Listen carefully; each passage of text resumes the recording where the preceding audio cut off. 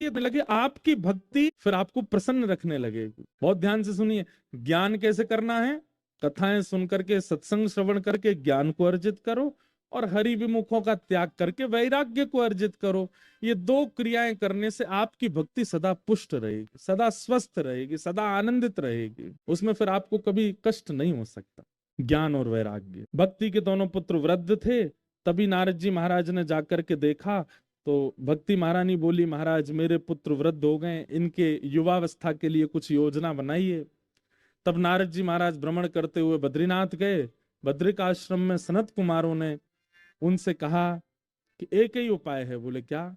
सत्कर्म सूचको नूनम ज्ञान यज्ञ स्मृतो बुधई श्रीमद् भागवतालाप सतु गीत सुखादिभि।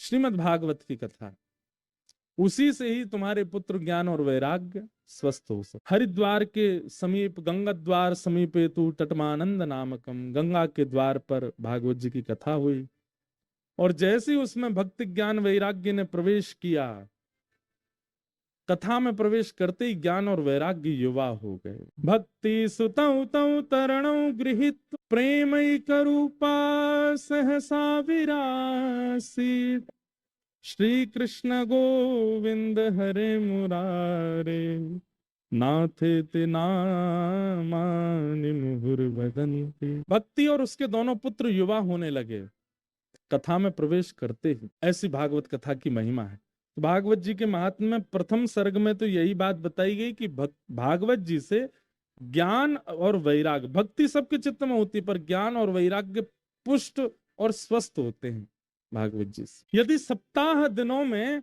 ज्ञान की बढ़ोतरी नहीं, मतलब विवेक की बढ़ोतरी नहीं हुई और वैराग्य की बढ़ोतरी नहीं हुई, तो इसका मतलब है आप टाइम पास करके आए कथा में। श्रीमद् भागवत की कथा आपको क्लियर करने लगती है, आपके विजन क्लियर होने लगते हैं, कैसे व्यक्ति के संग रहना है वो क्लियर होने लगता है, जीवन के उद्देश्य क्लियर होने लगते हैं। केवल कृष्ण प्राप्ति तक सीमित नहीं है भागवत की कथा, आपके जीवन के उद्देश्यों को स्वस्थ और श्रेष्ठ करती है। ये हेलीकॉप्टर उतार दीजिए।